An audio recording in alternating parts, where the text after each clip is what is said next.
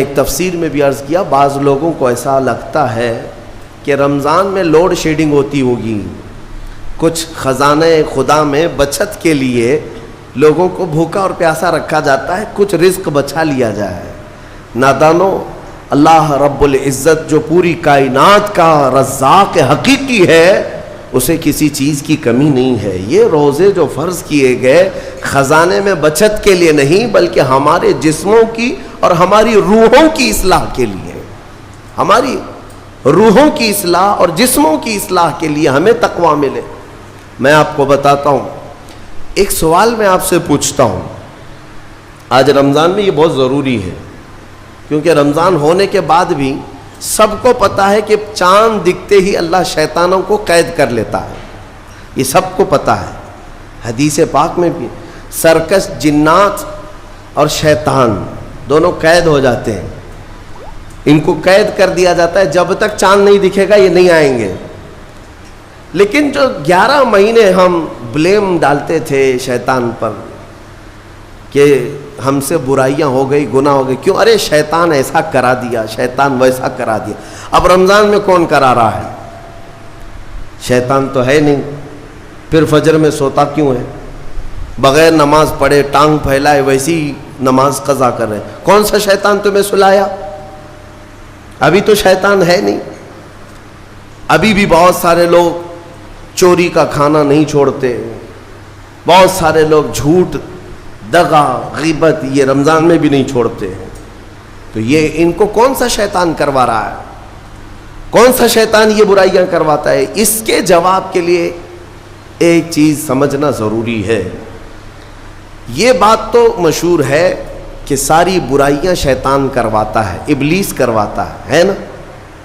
لیکن آپ کو وہ واقعہ معلوم ہے جب آدم علیہ السلام کو اللہ تعالیٰ نے پیدا کیا اور سارے فرشتوں سے کہا کہ سجدہ کرو، کل ہی کی تفسیر میں نے عرض کیا، اس میں ابلیس بھی تھا۔ ابلیس بھی اس وقت بہکا ہوا نہیں تھا، گمراہ نہیں تھا، وہ اچھا تھا۔ ابلیس تو بہت عبادت کرنے والا تھا اللہ تعالیٰ کی، تو اس نے اللہ کے حکم کو ٹال کر آدم کو سجدہ نہیں کیا، غرور میں کھڑا رہا، نافرمانی کیا۔ تو اب میں یہ سوال کرتا ہوں کہ ہر ایک کو گمراہ کرنے والا شیطان ہے، تو شیطان کو کس نے گمراہ کیا تھا؟ اس کو کس نے روکا سجدہ مت کرنا آدم کو؟ کوئی ہے بہکانے والا؟ ارے وہ تو پہلا ابلیس ہے، اس سے پہلے تو کوئی ابلیس تھا ہی نہیں، اس سے پہلے تو کوئی شیطان تھا ہی نہیں۔ شیطان کو کس نے روکا کہ تو بڑا ہے، تو بلند ذات والا ہے، آدم مٹی سے بنا ہے؟ یہ خیال کس نے ڈالا؟ کون سا شیطان تھا اس سے پہلے؟ یہی بات سمجھنے کی ہے۔ محدثین نے مفسرین نے فرمایا، ابلیس کو جس چیز نے سجدہ کرنے سے روکا وہ نفس امارہ ہے، وہ نفس ہے جو آج بھی تمہارے ساتھ ہے۔ ہاں، شیطان تو قید ہو جاتا ہے رمضان کے شروع ہوتے ہی، لیکن نفس تو ساتھ میں رہتا ہے۔ اب پتہ چلا کہ رمضان میں جو کچھ بھی غلطیاں یا کوتاہیاں یا گناہ کچھ لوگوں سے سرزد ہوتے ہیں تو یہ نفس کے پجاری ہیں، نفس ان کے ساتھ ہے، یہ نفس کی غلامی میں آ گئے اور نفس کے شکار ہو گئے۔ اسی لیے قرآن میں اللہ تعالیٰ نے اپنے رسول سے بھی یہ فرمایا، اَرَأَيْتَ مَنِ اتَّخَذَ إِلَٰهَهُ هَوَاهُ أَفَأَنْتَ تَكُونُ عَلَيْهِ وَكِيلًا۔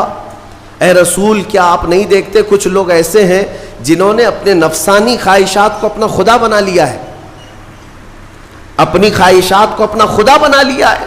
اے رسول، کیا آپ ایسوں کی سفارش کریں گے، ایسے لوگوں کی وکالت کریں گے؟ یعنی رب تبارک و تعالیٰ نے یہ فرمایا کچھ لوگ وہ ہیں جو اپنی خواہشات کی پوجا میں ہیں۔ کیا مطلب خواہشات کی پوجا؟ کیا مطلب ہے اپنے خواہشات کے پیچھے چلنا؟ مطلب یہی ہے کہ جو دل میں آیا اس بندے نے یہ سوچ لیا اسے کرنا ہی ہے مجھے، یہ خواہشات کے پیچھے چل رہا ہے۔ ہاں، تمہیں آرام کی فکر ہوئی، تم نے خدا کے فرمان کو ٹال دیا لیکن اپنی نفس کی سن لیا۔ اللہ تبارک و تعالیٰ کا حکم کچھ اور ہے لیکن تمہاری طبیعت کچھ اور چاہ رہی ہے۔ رب تبارک و تعالیٰ کا حکم تھا، صبح صبح تمہیں اپنے گھر بلا رہا تھا، لیکن تم نے اس کی نہیں سنی، اپنے من کی سنی، اپنے نفس کی. تو یہی تو ہوا نفس کی پوجا، یہی ہے نفس کی عبادت، نفس کی پرستش، جس کو قرآن میں کہا گیا ہے کہ کچھ لوگ ایسے ہیں جنہوں نے اپنی خواہشات کو خدا بنا لیا ہے. یہ نفس امارہ جس کے بھی اوپر حاوی ہو جاتا ہے، اچھے اچھوں کو یہ ان کا تقوی بھسم کر دیتا ہے، ایمان سے بھی دور کر جاتا ہے. اس لیے میرے عزیزو، میں جو عرض کرنے جا رہا ہوں وہ یہ ہے کہ ہمارے لیے زندگی میں سب سے بڑا چیلنج اپنے نفس امارہ سے لڑنا. آپ کو پتہ ہے رسول پاک صلی اللہ تعالیٰ علیہ وسلم ایک جہاد سے جب واپس مدینے تشریف لا رہے تھے، وہ جہاد بہت سخت تھا، صحابہ زخمی تھے، بہت گھماسان کی لڑائی ہوئی تھی، لیکن جب واپس مدینے آ رہے تھے تو میرے آقا نے ایک جملہ فرمایا تھا، رجعنا من الجہاد الاصغر الى الجہاد الاکبر. اے میرے صحابہ، ہم چھوٹے جہاد سے بڑے جہاد کی طرف جا رہے ہیں. صحابہ نے پوچھا اس سے بڑا جہاد اب کون سا ہے یا رسول اللہ؟ میرے آقا صلی اللہ علیہ وسلم فرماتے ہیں، اے میرے صحابہ، اپنے نفس سے لڑنا اب یہ بڑا جہاد ہے، نفس سے لڑنا بڑا جہاد ہے. میرے عزیزو، یہ خواہشات کو ہی ختم کرنا ہو، اس نفس کو اگر کنٹرول میں لانا ہو تو کیا کرو گے؟ نفس امارہ سب کے پاس ہے. قرآن میں مولا فرماتا ہے وَمَا أُبَرِّئُ نَفْسِي إِنَّ النَّفْسَ لَأَمَّارَةٌ بِالسُّوءِ إِلَّا مَا رَحِمَ رَبِّي. کوئی اپنے نفس سے بچ نہیں پائے گا سوائے وہ شخص جس پر میرا رب رحم فرمائے. اللہ کا رحم جس پر ہو گیا وہ اپنے نفس سے بچ جائے گا. میں آپ کو ایک دعا بتاتا ہوں. حضور پاک صلی اللہ علیہ وسلم اگر دعا کرتے تھے تو اس سے آپ کو اندازہ ہو جائے گا کہ یہ کتنی امپورٹنٹ چیز میں آپ کے سامنے کہہ جا رہا ہوں. کون سی؟ حضور جب دعا کرتے تھے تو یوں کہتے تھے اللہ کی بارگاہ میں، اللہم لا تکلنی الی نفسی طرفۃ عین. اے اللہ تو مجھے میرے نفس کے حوالے ایک منٹ کے لیے بھی مت دینا، تو اپنی حفاظت میں رکھ. حضور جب یہ دعا کرتے تھے کہ مجھے میرے نفس کے حوالے ایک منٹ کے لیے، طرفۃ عین کہتے ہیں پلک جھپکنے کے برابر، اتنے ٹائم کے لیے بھی اے اللہ تو مجھے میرے نفس کے حوالے مت کرنا، تو اپنی حفاظت میں رکھ. سید الانبیاء جب یہ دعا کرتے ہیں تو اندازہ کرو اے مومنو، نفس کی تباہ کاریاں کیا کیا ہیں. یہ کتنوں کو ہلاک کر دیتا ہے، کتنوں کا عمل ضائع کرتا ہے، کتنوں کا ایمان ختم کرتا ہے. اب میں جو بات کہہ رہا ہوں وہ یہ توجہ سے سنو. یہ نفس امارہ جس نے شیطان کو بھی گمراہ کیا، شیطان کو بھی بہکا دیا، یہ نفس آدم کو سجدہ نہ کرنے کا جو غرور پیدا کیا، یہی نفس امارہ تھا. اس نفس امارہ کو اگر کوئی کنٹرول کرا سکتا ہے تو وہ ماہ رمضان المبارک. بس یہی ہے رمضان کی فضیلت. رمضان المبارک اس لیے تمہیں دیا گیا کہ بڑی بڑی طاقتیں تمہارے نفس کو قابو میں نہیں کر پائیں گی، لیکن رمضان کے روزے تمہیں کنٹرول میں لے آئیں گے، کنٹرول میں لائیں گے. اب سمجھ میں آیا کہ روزے کیوں رکھائے جا رہے ہیں؟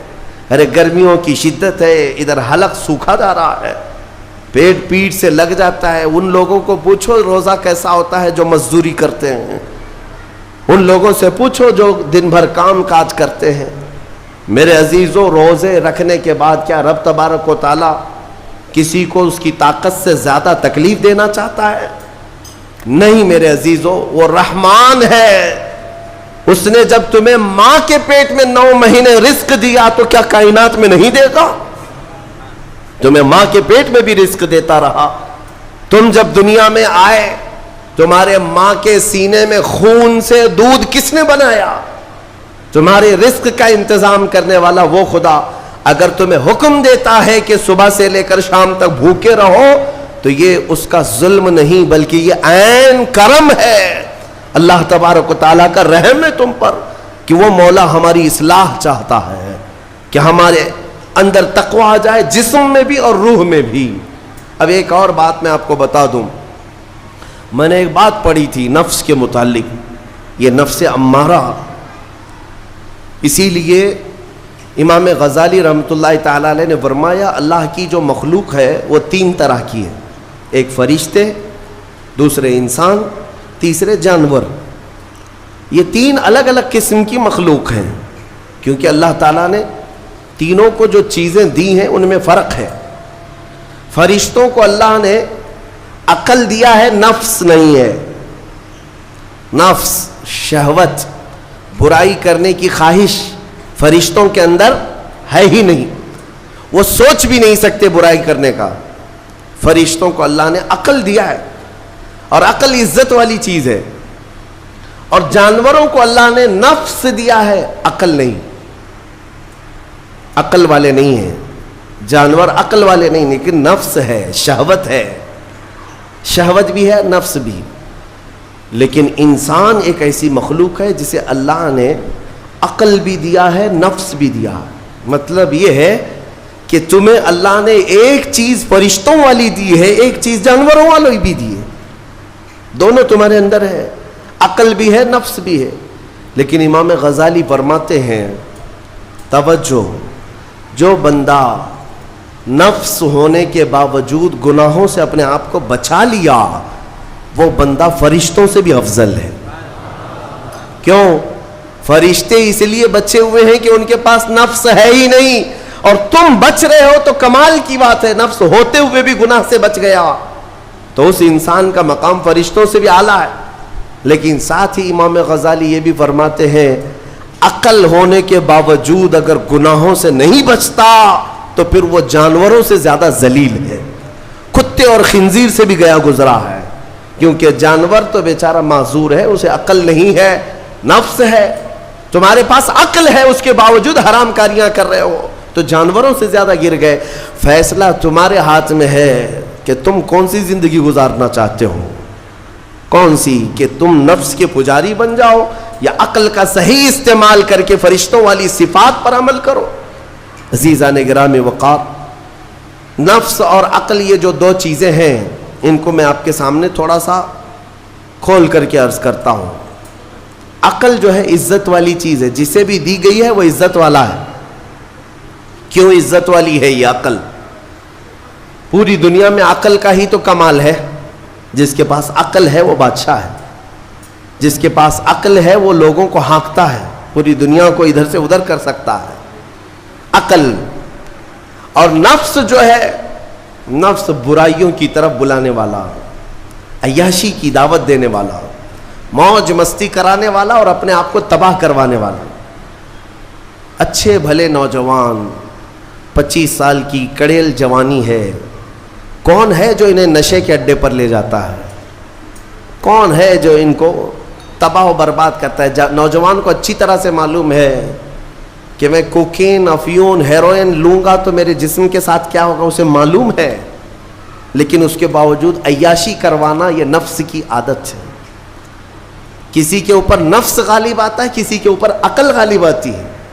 عقل جس کے اوپر غالب آ گئی وہ اچھا آدمی ہے، نفس جس کے اوپر غالب آ گیا وہ شیطان کا پجاری ہو گیا، نفس کی سننے والا۔ اب یہ دونوں جو چیزیں ہیں میں بتاتا ہوں آپ کو۔ روایت میں ملتا ہے کہ جب اللہ نے عقل کو بھی پیدا کیا اور نفس کو بھی پیدا کیا تو اپنے سامنے حاضر کیا، عقل سے پوچھا کہ اے عقل بتا میں کون ہوں اور تو کون ہے؟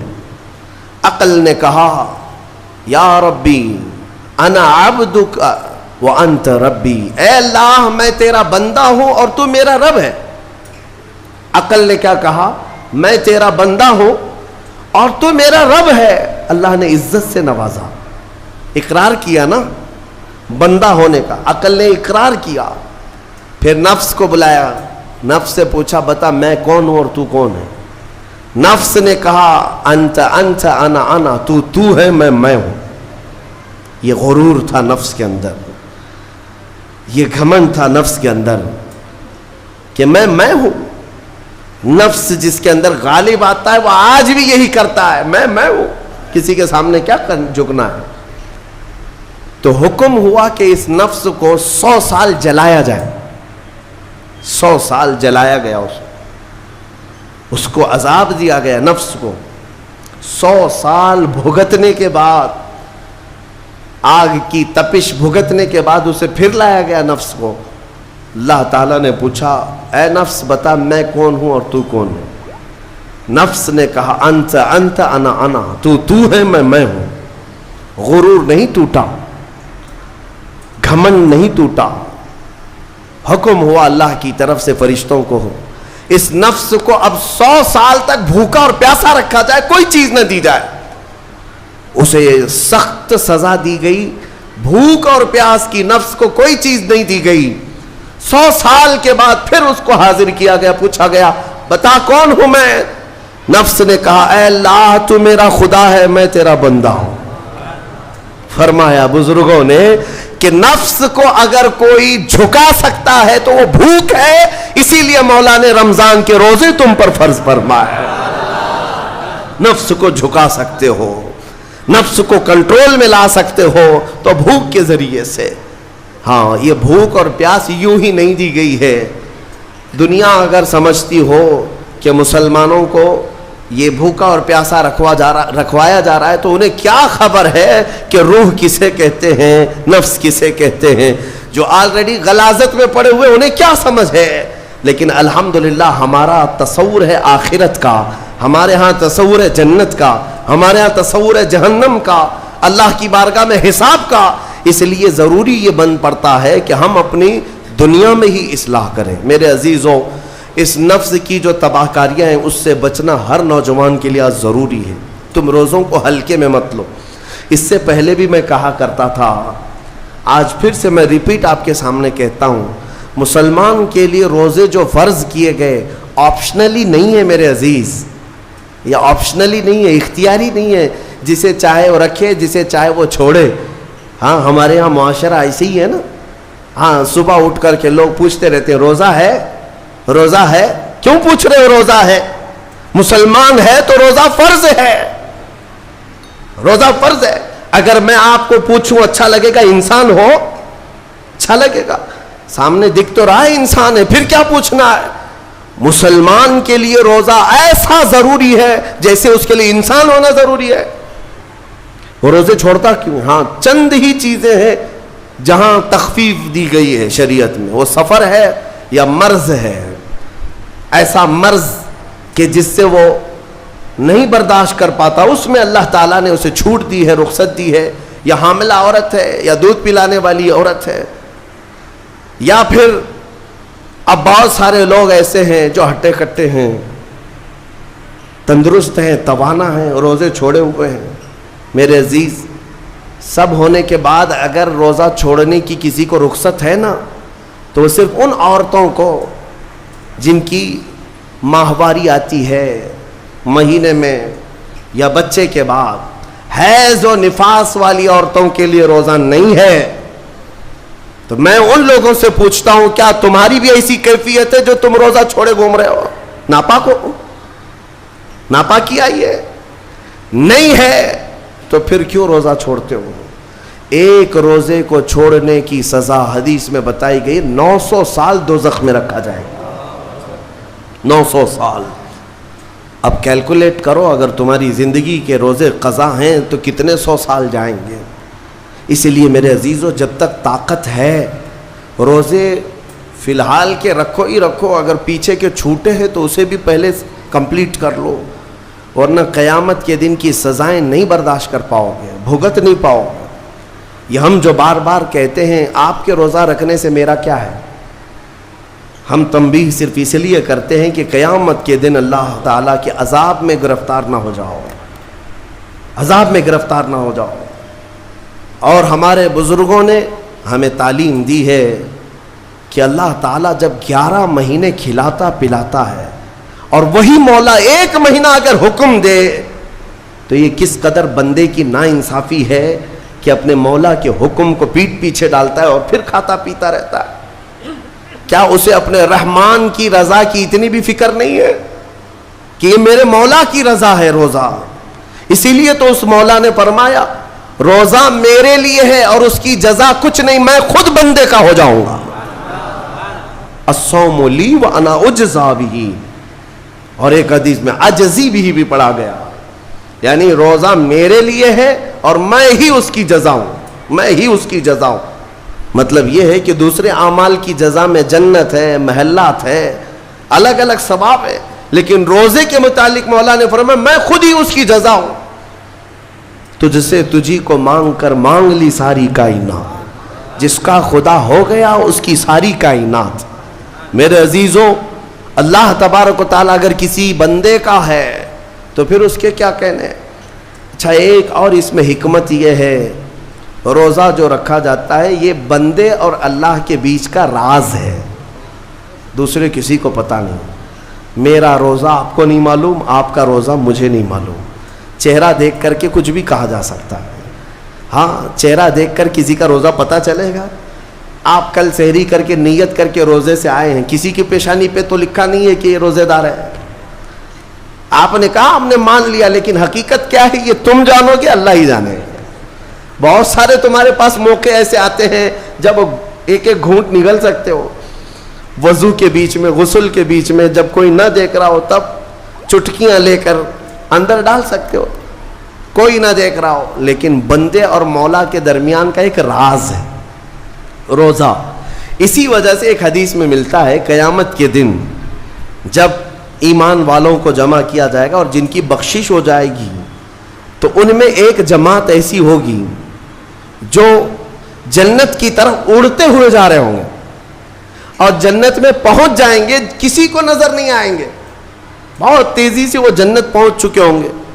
باب الریان ایک دروازہ ہے جو صرف روزے داروں کے لیے, جن کے روزے اللہ کی بارگاہ میں پسند آ گئے, وہ دروازہ صرف ان کے لیے. وہاں پہنچ چکے ہوں گے, بہت سارے اہل اللہ, بڑے بڑے مقامات والے وہاں موجود ہوں گے. پوچھیں گے تم کہاں سے آئے, کون سے راستے سے آئے؟ نہ وہاں نظر آئے نہ راستے میں نظر آئے, یہاں کیسے پہنچے؟ تو وہ کہیں گے کہ اللہ تبارک و تعالیٰ نے ہمیں روزوں کی وجہ سے یہ مقام دیا. رب تعالیٰ کی طرف سے ارشاد ہوتا ہے کہ ان بندوں نے دنیا میں جو روزہ رکھا تھا وہ سب سے چھپا ہوا تھا, کسی کو پتہ نہیں تھا روزہ ہے یا نہیں. اس لیے جب میں نے ان کے روزے قبول کیے تو سب سے چھپا کر انہیں جنت کی طرف بھیج دیا. وہاں پر بھی یہ جزا دی گئی. میرے عزیزوں, فضیلتیں بہت ساری ہیں, سب کو پتہ ہے, لیکن میں جو کہہ رہا ہوں وہ یہ ہے کہ اگر اپنے نفس کو کنٹرول میں لانا ہو تو یہ روزے شرط ہیں. ایک صحابی حضور کی بارگاہ میں آئے, جوان تھے, کہا کہ یا رسول اللہ صلی اللہ علیہ وسلم, جوان ہو چکا ہوں, شادی کی عمر ہے, لیکن شادی کرنے کی طاقت نہیں, مال نہیں, اسباب نہیں, کیا کروں؟ شادی نہ کرے تو گناہوں کی طرف چلے جائیں, خواہشات ہیں انسان کی. تو جانتے ہیں میرے آقا صلی اللہ تعالیٰ علیہ وسلم نے کیا فرمایا کہ اگر استطاعت ہے تو شادی کر لے, ورنہ روزہ رکھ لے. شادی کے بدل ڈائریکٹ کون سی چیز؟ روزہ. فرمایا اس لیے کہ روزہ تمہاری شہوت کو ختم کرتا ہے, تمہارے اندر صبر قائم کرتا ہے.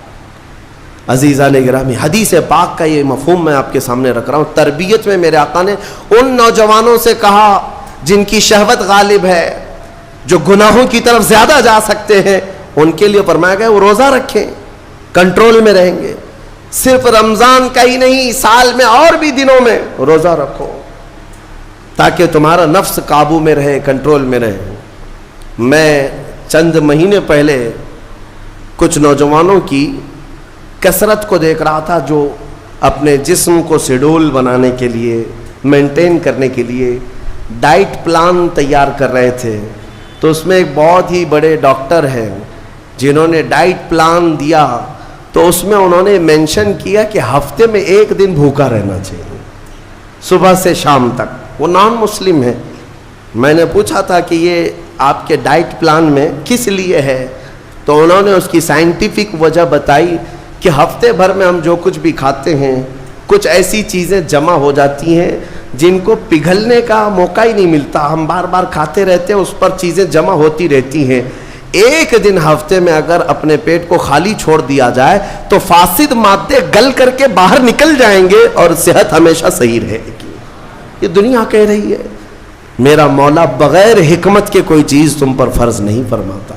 جس نے ہمارے جسموں کو بنایا, جس نے ہماری روح کو بنایا, وہی زیادہ بہتر جانتا ہے کہ ہمارے حق میں کیا چیز اچھی ہے.